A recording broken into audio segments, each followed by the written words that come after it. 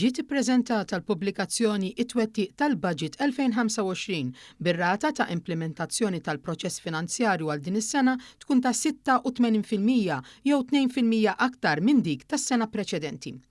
Il-Kap tal-Amministrazzjoni Pubblika Tony Sultana spjega kif fil-budget kienu ppreżentati 326 miżura maqsumin bejn 62% miżuri soċjali, 20% ambjentali u 18% ekonomiċi u kien grazzi għal ħidma mid-dipartimenti, direttorati u entitajiet kollha b'koordinazzjoni mal-Uffiċċju tal-Prim Ministru li ġew irreġistrati tali riżultati.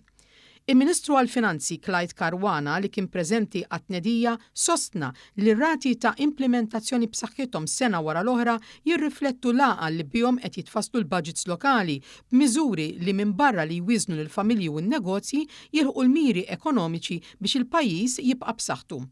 U tenna li l-gvernijiet barranin ħadu deċiżjonijiet u miżuri differenti u llum qed jiffaċċjaw sfidi kbar li bekk qed ikunu kostretti jnaqsu l-ispiża tagħhom, jiżdied il-qatt u jitfgħu il-pis fuq in-nies. Dan totalment differenti f'Malta.